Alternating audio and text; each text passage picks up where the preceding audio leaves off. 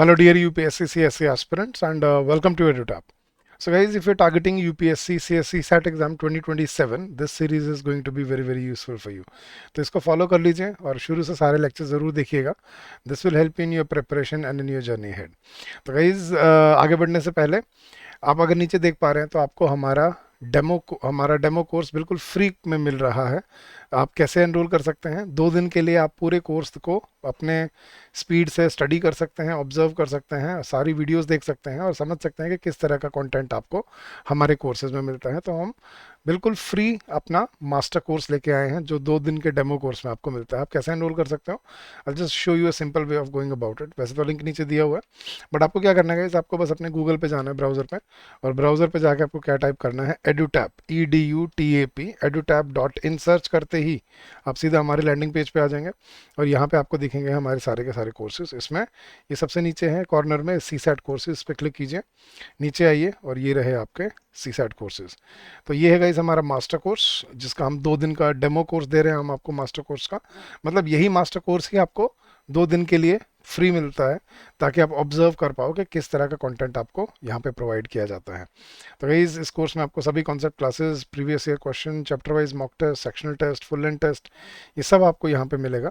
तो आप 2 दिन के मास्टर कोर्स में एनरोल कीजिए और फिर अपना डिसीजन बनाइए कि क्या हम 1 साल के लिए इस कोर्स से जुड़ना चाहते हैं. 1 साल की वैलिडिटी का ये कोर्स है जिसमें आपको ये सब प्रोवाइड किया जाता है along with all the doubt and query resolution and guidance and mentorship.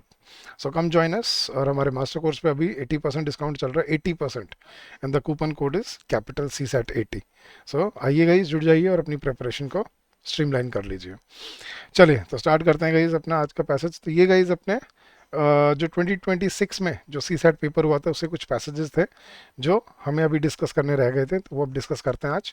और फिर अगले लेक्चर से हम स्टार्ट करेंगे कि हमें कैसे प्रिपेयर करना है, अपने नेक्स्ट ईयर की प्रिपरेशन को स्टार्ट कैसे करना है, उसको ड्राइव कैसे करना है और उसको सोर्सेज क्या होंगे वो हम अगले लेक्चर से स्टार्ट करेंगे. तो चलिए गाइस, तो ये कुछ पैसेजेस थे जो हमने डिस्कस करने थे आपके PYQ से. ये आपके 2026 पिछले साल जो बच्चे कह रहे थे कि बहुत मुश्किल पेपर आया था सर, ये उसके कुछ पैसेजेस हैं जो हमें डिस्कस करने हैं. एंड अच्छे क्वेश्चंस हैं, कंफ्यूजिंग है तो आपको समझ आएगा कि कैसे एग्जाम में वो गलतियाँ करवाता है आपसे. चलिए गाइस, तो पहले है आपका ये सेट डी का पैसेज नंबर 4 है, क्वेश्चन नंबर 26. तो उसने 3 इन्फ्रेंस दिए हुए हैं और फिर हमसे पूछा है कि यहाँ पे सही या गलत इन्फ्रेंस क्या बनता है. चलिए गाइस तो पढ़ते हैं गाइस, फिर सॉल्व करेंगे इसको. The key source of battle for clean skies and clear lungs is the fuel we burn. के जो हम लड़ाई लड़ रहे हैं, ग्लोबल वार्मिंग, क्लाइमेट चेंज और ये सब, ये किस वजह से हो रही है? जो हम फ्यूल, जो ईंधन हम बर्न करते हैं, that is one of the major factors. So the key source of battle for clean skies and clear lungs, कि जो की सोर्स है इस लड़ाई का वो है is the fuel we burn from household chulhas to the thermal power plants, कि जो घर से चूल्हे से लेके और जो थर्मल पावर प्लांट में जो कोयला यूज़ होता है, ये सारा आपकी ग्लोबल वार्मिंग का ही को ही इनिशिएट करता है. In most cases it is biomass और कोल. भैया तो बायोमास मतलब लकड़ी या वो हम यूज़ करते हैं या कोयला यूज़ करते हैं. The Supreme Court banned the use of pet coke, the dirtiest of such fuels. के सुप्रीम कोर्ट ने तो इवन पेट कोक को बैन कर रखा है हमारे देश में. The Delhi government banned the use of coal. Delhi government ने कोल का यूज़ बैन कर दिया था, which was later extended to the entire NCR region, मतलब national capital region. It was also agreed that the thermal power plants would clean up or shut down. Now action on this has been patchy to say the least. और सारे thermal plants को कहा गया था या तो आप साफ कर लीजिए अपना, थर्मल पावर प्लांट्स को क्लीन होना चाहिए, नहीं तो फिर बंद कर देंगे, लेकिन उस पर एक्शन इतना खास नहीं हुआ है अभी तक. So the lesson from the transition to CNG is that people need alternatives for a ban to be effective. और जो हमने अगर दिल्ली में देखा हो, सारी बसें CNG होगी, डीजल बंद हो गया, तो वो ट्रांजिशन के लिए हमें क्या ज़रूरत होती है? ऑल्टरनेटिव होने की. ठीक है, ताकि बैन जो हम लगा रहे हैं डीजल पे या जैसे किसी और चीज़ पे, तो उसका ऑल्टरनेटिव होना चाहिए, तभी वो सक्सेसफुल हो पाएगा. When diesel buses were stopped, CNG had to be assured. सही बात है, तो डीजल बस बंद होंगी तो CNG अश्योर करनी पड़ेगी. It also had to be feasible in terms of cost. और उसको कॉस्ट, उसका जो कॉस्ट कर्व है वो भी वायबल होना चाहिए, फिजिबल होना चाहिए. So the Supreme Court agreed that physical measures were needed to keep clean fuel cheaper than dirty fuel. और इसीलिए सुप्रीम कोर्ट ने ये माना कि हाँ फाइनेंशियल मेजर्स की ज़रूरत है ताकि अब जो क्लीन फ्यूल है वो डर्टी फ्यूल से सस्ता रहे, तभी लोग उस पर शिफ्ट हो पाएंगे. Now even as coal is banned, the price of natural gas makes industry uncompetitive. हालांकि बेशक कोल अब बैन हो चुका है, लेकिन नेचुरल गैस की प्राइस इतना लो कर दिया सरकार ने कि अब कोई कोल यूज़ करना ही नहीं चाहता. तो क्या इन्फ्रेंसेस निकाल सकते हैं गाइस, अब ऑप्शन पढ़ते हैं. तो पहला है the source of energy we consume is the key to the battle for cleaner air. The source of energy we consume, मतलब the fuels we consume is the key to battle. तो ये correct है, उसने पहली line में ही बोली है ये बात. So the source of energy we consume is the key to the battle for cleaner air. Second, guys, bans are effective where the will is strong and people are convinced that such bans are for the greater good of society. नहीं guys, bans कब effective होते हैं, जब उसका alternative हो. उसने बोला ना, people need alternatives for a band to be effective. तो विल पावर या कन्विंसिंग कुछ नहीं करेगी, ऑल्टरनेटिव के बिना लोग नहीं शिफ्ट करेंगे जब तक वो चीप हो और अवेलेबल हो. सो ये गलत है. Third, there is judicial approval for a policy that intervenes physically to facilitate benevolent pricing for cleaner fuels. Yes, उसने सेकंड लास्ट लाइन में बोला है. The Supreme Court agreed that fiscal measures were needed to keep clean fuel cheaper than dirty fuel. So yes, so there is judicial approval for a policy that intervenes fiscally to financially benevolent to facilitate benevolent pricing for cleaner fuels. So third correct है. So 1 and 3 inferences were correct. Yes, option C is your correct answer. तो guys ऐसे ध्यान से पढ़ के और अपने options को ध्यान से एलिमिनेट करके सॉल्व करते हैं हम इन पैसेजेस को इन आर एग्जाम्स. चलिए नेक्स्ट पैसेज पे चलते हैं गाइस. हमें 3 स्टेट कंक्लूजन दिए हुए हैं और हमें बताना है कि कौन सा कंक्लूजन करेक्ट है. चलिए तो पढ़ते हैं, छोटा सा पैसेज है. Previous waves of customer service technology including email and those pesky voice menus stoked concerns of job losses only for them to fail to materialise के. पहली जो कस्टमर सर्विस टेक्नोलॉजी की जो वेव्स आई, इंक्लूडिंग जो email से या जो आप जो टेली कॉलिंग करते थे लोग आपसे फ़ोन करके रोज़ सुबह शाम, सर ये खरीद लो वो खरीद लो, या वॉइस मेन्यू जो होते थे उसमें कि इसके लिए 1 दबाएं, उसके लिए 2 दबाएं, उसके लिए 4 दबाएं, और उससे यूँ लगता था कि यार कभी ना कभी इनकी जॉब खतरे में है, कोई कौन इसको सारी उम्र ऐसे लोगों को या ऐसे सर्विसेज को अवेलेबल रखेगा. लेकिन ये सब फेल हो गया, fail to materialise. AI could yet prove different. AI ने अलग प्रूव करके दिखाया.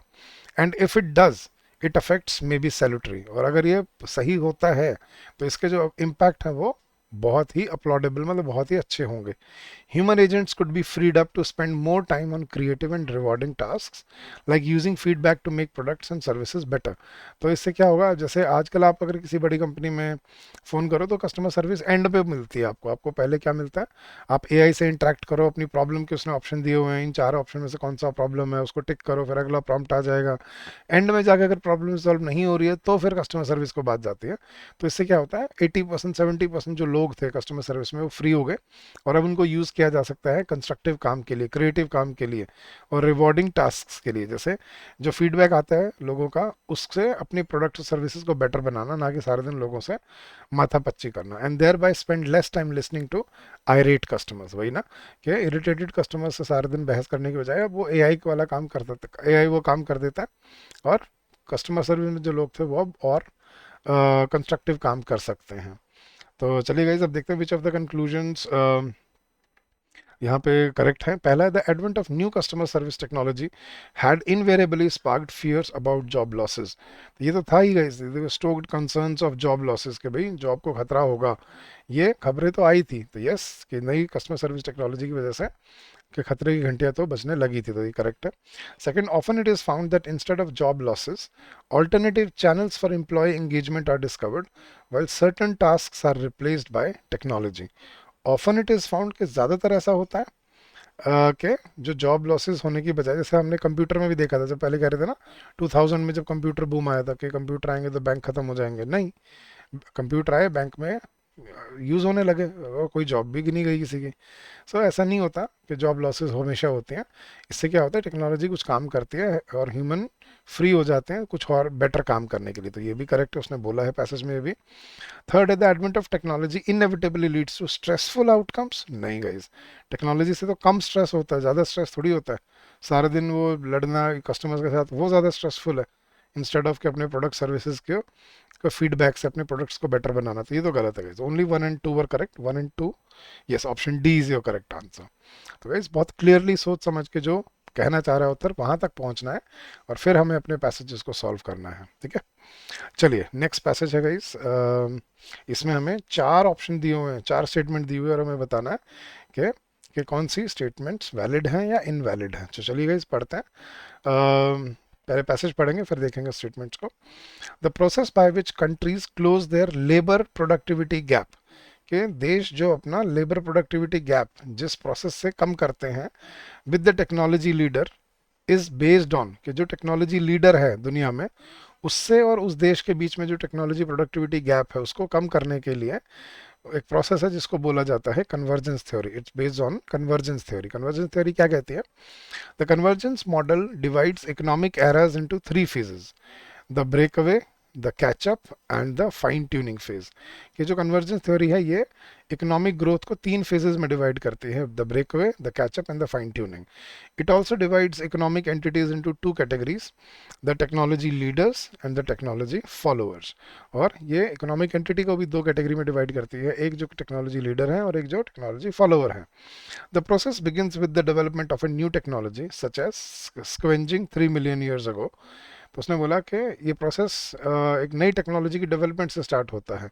जैसे मान लो 3 million years ago मतलब लोगों ने अपने फूड को खोजना शुरू किया था, स्क्वेंजिंग शुरू की, फिर हंटिंग 1 million year ago, और 1 million year ago हंटिंग शुरू की।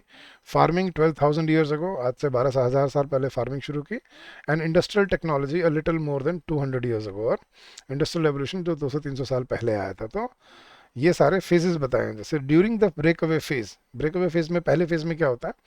पर capita income of the technology leader rises. पर कैपिटा इनकम जो टेक्नोलॉजी लीडर की है वो बढ़ती है, but is unchanged for technology followers. लेकिन टेक्नोलॉजी फॉलोअर्स की पर कैपिटा इनकम अनचेंज्ड रहती है पहले फेज में। In the catch up phase, catch up phase में क्या होता है? The followers adopt the new technology and close their per capita income gap with the technology leaders. Catch up phase में क्या होता है कि जो टेक्नोलॉजी आ गई है अब उसको जो फॉलोअर हैं, फॉलोइंग जो इकोनॉमीज हैं वो उसको यूज़ करते हैं ताकि वो जो पर कैपिटा डिफरेंस है उसको ब्रिज कर पाएँ, बंद कर, मतलब गैप को क्लोज कर पाए। And in the fine tuning phase, where participants try to extract the remaining benefits from an increasingly exhausted technology, leaders and followers have similar per capita incomes। और जब फाइन ट्यूनिंग फेज आता है तो जहाँ पे मतलब जो पार्टिसिपेंट्स हैं जितने भी जिनके पास टेक्नोलॉजी पहुंच चुकी है, जो बचा हुआ बेनिफिट है वो निकालते हैं, और जिससे क्या होता है कि लीडर, टेक्नोलॉजी लीडर और फॉलोअर के लगभग लगभग सेम पर कैपिटा इनकम रहती हैं। तो अब देखते हैं गाइस कौन सा स्टेटमेंट करेक्ट है, इनकरेक्ट है। पहला है the convergence model divides nations into 3 phases of economic progress. एक the convergence model divides nations into 3 phases of economic nations into the convergence model divides economic eras को 3 phase में divide किया जाता है गाइस। नेशंस को तो 2 phase में divide करते हैं, एक टेक्नोलॉजी लीडर और टेक्नोलॉजी फॉलोअर। नहीं, तो ये गलत हो गया। उसने बोला है तो यहाँ पे क्या बोला कि नेशंस को 3 फेज में डिवाइड कर रहा है, लेकिन ऊपर क्या बोला? इकोनॉमिक एराज को 3 फेज में डिवाइड किया जा रहा है। तो ये गलत हो गया। मैं भी लग रहा था मुझे ठीक है, लेकिन पढ़ के ध्यान से समझ आया नहीं, ये गलत है। Second, at the heart of the convergence theory is closing the gap between labour and productivity. के उसके मेन क्या है कि लेबर और प्रोडक्टिविटी के बीच में क्या करना है, जो गैप है उसको कम करना है कन्वर्जेंस थ्योरी का। तो करेक्ट है ये। Next, technology leaders typically have arrived earlier at different economic eras. Yes, technology leaders जल्दी उस इकोनॉमिक एरास में पहुंच जाते हैं। And fourth, the time period covered by the convergence theory presented herein encompasses, as mentioned, 4,12,200 years। Guys ये आपने add कर दिया इसने, ये देखो उसने ये बोला था कि 3 million years ago स्क्वेंजिंग शुरू हुई, 1 million year ago, तो इसे जोड़ना थोड़ी है, वो तो टाइम फ्रेम में चल रहा है। फार्मिंग 12,000 पहले और इंडस्ट्रियल रेवोल्यूशन कुछ 200 साल पहले, तो इसको जोड़ना थोड़ी है। मतलब स्टार्ट 3 million year हुआ पहले हुआ स्क्वेंजिंग आज से, फिर आज से 1 million year ago हंटिंग शुरू हुआ, फिर आज से 12,000 साल पहले फार्मिंग शुरू हुआ और आज से 200 साल पहले इंडस्ट्रियल। तो वो जोड़ने थोड़ी है, तो इतना नहीं बनेगा, वो सारा 3 मिलियन ईयर्स है, तो this is incorrect. Only option 2 and 3 were correct, 2 and 3, yes, option B is your correct answer. तो ये कंफ्यूजिंग बना देते हैं कभी कभी, बच्चा वहाँ पे पैनिक कर जाता है कि हाँ sir 3 million plus 4 million plus 12,000, 4 million 12,000 plus 200, ये तो 4 मिलियन 12,200 सही है ये। लेकिन अब उनको जोड़ना नहीं था, एडिशन नहीं था, वो तो टाइम फ्रेम में बता रहा था, कॉन्टिन्यूटी में, कि आज से 3 मिलियन ईयर्स अगो हमने स्क्वेंजिंग शुरू की, वन पॉइंट आज से 1 मिलियन अगो हमने मिलियन ईयर्स अगो हमने फार्मिंग शुरू की, sorry 3 million years ago scavenging, 1 million years ago hunting, 12,000 years ago पहले फार्मिंग, और 200 साल पहले इंडस्ट्रियल रेवोल्यूशन, इंडस्ट्रियल टेक्नोलॉजी। तो उस टाइम फ्रेम में है सारी चीज, तो ये गलत था। तो option 2 and 3 were valid, so option B is your correct answer. और चलिए गाइस, नेक्स्ट पैसेज है आपके सामने। हमने ये बताना है कौन सी, which of the following statements is not correct, ठीक नहीं है, गलत है मतलब, तो वो हमें ढूंढना है। तो चलिए पढ़ते हैं। Kalagram, the cultural village setup at Mahakumbh Mela. Kalagram जो था, द कल्चरल विलेज, जो महाकुंभ मेला में कल्चरल विलेज क्रिएट किया गया था, तो उसकी बात कर रहा है वो। The Kalagram, the cultural village setup at Mahakumbh Mela unfolded as a mosaic of India's diverse regions, each represented by 7 meticulously crafted संस्कृति आंगन्स।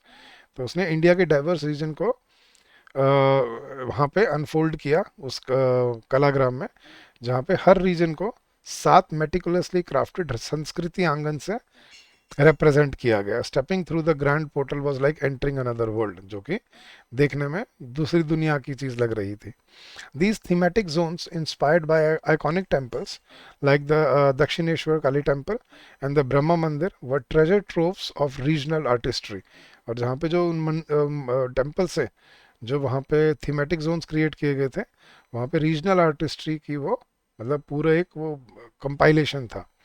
Bengal's pattachitra paintings, Assam's bamboo crafts, Tamil Nadu's Thanjavur paintings and Madhya Pradesh tribal sculptures all were showcased in these living galleries, where 230 master artisans breathed life into them using age-old techniques, their hands shaping India's ancient history into creations to behold.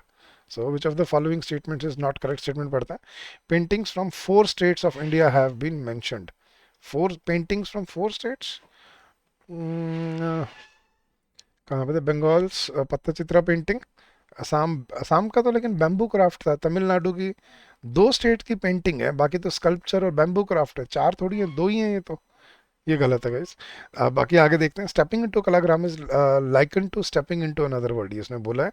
It was like entering another world, तो correct है ये। The Angans have been described as living galleries, yes उसने बोला भी है कि meticulously crafted as if to stepping through grand portal, these were inspired by iconic temples, so these thematic zones they all showcase living galleries, ये देखो, in these living galleries where 230 master artisans, so yes this is also correct। and last, Kalagram is divided into thematic zones inspired by well-known temples of India, yes ये भी correct है, उसने पहली line में बोला है। each represented by 7 meticulously crafted Sanskriti angans, these thematic zones inspired by iconic temples like this temple and ये देखो, inspired by iconic temples like Dakshineswar temple, Dakshineswar Kali temple and Brahma मंदिर, सो ये भी करेक्ट है। ऑप्शन ए गलत था यहाँ पे गाइस। 4 स्टेट की पेंटिंग्स मेंशन नहीं, 2 स्टेट की मेंशन की गई थी यहाँ पे, so this was incorrect. So option A was not valid, so option A को हम गलत ठहरा सकते हैं यहाँ पे, and that was the answer. तो गाइस ऐसे पैसेजेस को सॉल्व किया जाता है ध्यान से पढ़ के, ऑप्शंस को बहुत बहुत ही केयरफुली ऑब्जर्व करके, और यही चीज़, अब यही स्किल है जो हम डेवलप करना स्टार्ट करेंगे अपने आगे वाले सेशंस में। तो आज के लिए इतना ही guys. I hope this will help you and this will guide you in the right direction. But फिर भी जाने से पहले मैं आपको बता देता हूँ गाइस, आप हमारे कोर्सेज से जुड़ सकते हैं। 1 साल की वैलिडिटी, मतलब अब अगले साल अगस्त तक, ठीक है, अगस्त सितंबर तक इसको यूज़ कर पाओगे, और अगले साल का पेपर भी आप आराम से टारगेट करके कंप्लीट कर पाओगे। एग्ज़ाम से पहले आपको सारे करंट अफेयर्स और सब कुछ आपको, लाइव क्लासेस, रिवीजन क्लासेस सब मिलेगा आपको एग्जाम से पहले। तो आप कैसे ज्वाइन कर सकते हो हमारा कोर्स? आपको बस क्या करना है गाइस, आपको अपने ब्राउज़र पे जाना है, और ब्राउज़र पे जाके आपको बस क्या टाइप करना है, गूगल पे जाइए और टाइप करिए edutap, EDUTAP, edutap.in। जैसे ही edutap.in सर्च करेंगे आप हमारे लैंडिंग पेज पे आ जाएंगे, और यहाँ पे आपको दिखेंगे CSAT कोर्सेज पे क्लिक कीजिए, नीचे आइए और ये रहे आपके यूपीएससी सी सेट का। ये है गाइस हमारा मास्टर कोर्स का डेमो कोर्स, जो 2 दिन के लिए फ्री मिल रहा है आपको। 2 दिन आप अपनी स्पीड से, अपनी मर्जी से, जितने मर्जी चाहे लेक्चर देखिए, और फिर अपने डिसीजन बनाइए हमारे मास्टर कोर्स, जिसमें आपको क्वांट्स, रीजनिंग, इंग्लिश, मतलब कॉम्प्रीहेंशन, सभी की लाइव रिवीजन क्लासेस मिलेंगी, प्री रिकॉर्डेड कॉन्सेप्ट क्लासेस मिलेंगी, mock test, sectional test, full length test, previous year question, doubt and query resolution, guidance, mentorship, सब कुछ मिलता है। और ये सिर्फ आपको 2800-2900 रुपये की कॉस्ट में मिल रहा है 1 साल के लिए। I think nothing can be better than that. और आपको लग रहा है सर इतना सस्ता क्यों है, आप जाके अंदर जाके देखिए एक बार क्लासेस को, क्वालिटी देखिए कंटेंट की, और फिर डिसाइड करिएगा कि आपको इस कोर्स में क्या बेनिफिट मिल सकता है। The coupon code is CSAT 70, CSAT 80, तो 80% डिस्काउंट मिल रहा है आपको इस कोर्स पे अभी। So come join us, streamline your preparation and make your journey constructive and fruitful for yourself. अगर फिर भी आपका कोई डाउट या क्वेरी रह जाएगा, please feel free to call us on this number during the office hours, which is 8146207241, or you can also drop us an email at hello@edutab.co.in. So thank you so much once again, guys. Keep on working hard, keep on giving your best, and I'm sure you will come out with flying colors. So thank you. Okay. Keep up the good work and happy learning to all of you.